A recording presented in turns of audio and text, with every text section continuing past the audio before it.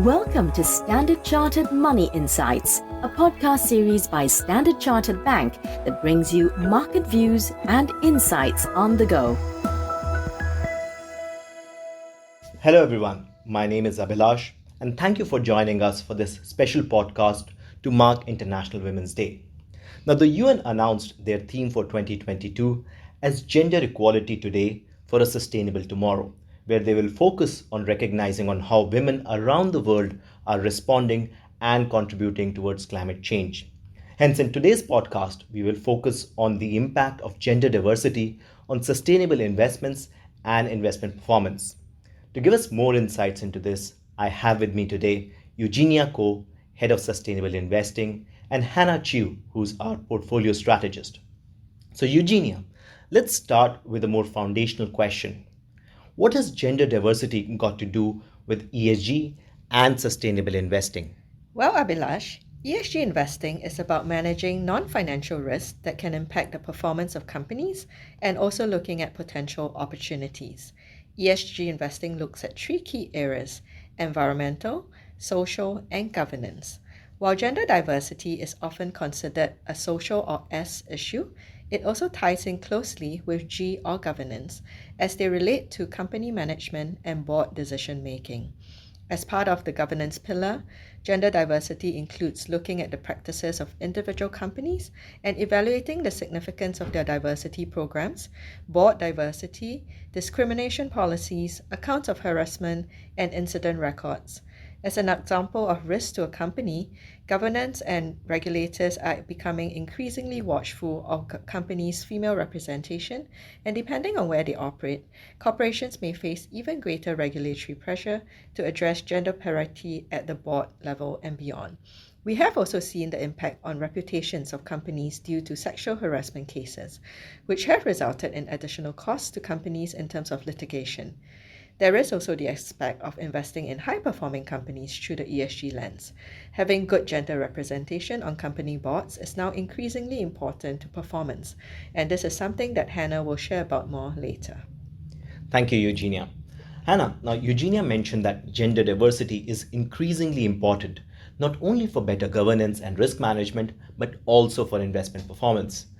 Is that true, and how does it really matter? Yeah, thanks Abhilash. And to your question, there has been much research done in recent times to sort of demonstrate how gender diversity can really help to boost a company's performance. So for instance, a study by S&P Global examined the performance of firms that made female appointments to their CEO and CFO positions, and it showed that they were able to produce stronger stock price performance compared to the market average. So when we look at the 24 months post-appointment, female CFOs actually saw a 6% increase in profitability and an 8% larger stock return compared to male-appointed CFOs in the same time period. An analysis of the executives' biographies also suggests that the female executives who have been appointed to C-suite positions have attributes that were consistent with most successful male executives. Even when we look at non-traditional investments such as hedge funds, the performance as measured by HFRI Women-Led Index actually held up well, consistently outperforming the broader hedge fund universe since 2006, seeing higher returns during bull markets and lower drawdowns during the bear markets. So while not a definite cause and effect, the strong correlation seemed to point to the idea that there has been some sort of growing evidence of the economic benefits of having women in leadership positions. Thanks, Hannah. Those are some really interesting statistics. However, as investment professionals, we know that averages can often hide large dispersions in data. So, if we zoom into emerging markets, or specifically within Asia, how do companies in the region perform on some of the metrics that you just mentioned? Yeah, looking at some stats on the topic, women actually make up about 24% of company boardrooms around the globe in 2021, and this was up 15% in 2015. But while the number of women on boards has been rising globally, the rate of increase has slowed down in the past 3 of the 4 years.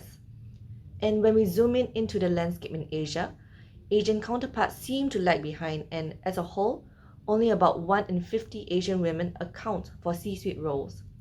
The representation of women on boards in APAC stood at about 17%, and this was up 12% in 2015, but this was mostly carried by Australia and New Zealand. So while China's boardroom diversity has improved markedly, we see progress in India, Japan, and Korea relatively slow in comparison. Right, all of this sounds very interesting. So, Eugenia, how can investors incorporate all of this into their investment decisions? Well, Abhilash, it's really about including this as an additional data point in your evaluation of companies, just like you would look at financial metrics such as how much revenues are being made and how costs are being controlled. As an investor, you can find such information typically in a company's annual report and monitor any company news related to such issues. This additional analysis can be done for all companies in your investment portfolio. At Standard Chartered, we leverage ESG data from global ratings agency Sustainalytics, who provides us information on the ESG risks of companies.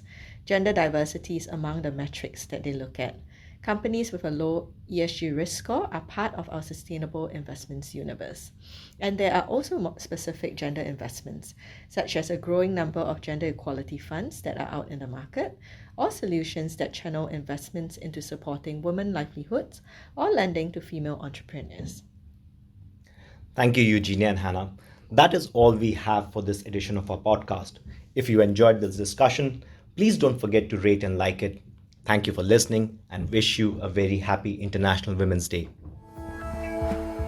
Thank you for listening to Standard Chartered Money Insights, a podcast series by Standard Chartered Bank. For more details on the latest market insights, subscribe to Standard Chartered Money Insights.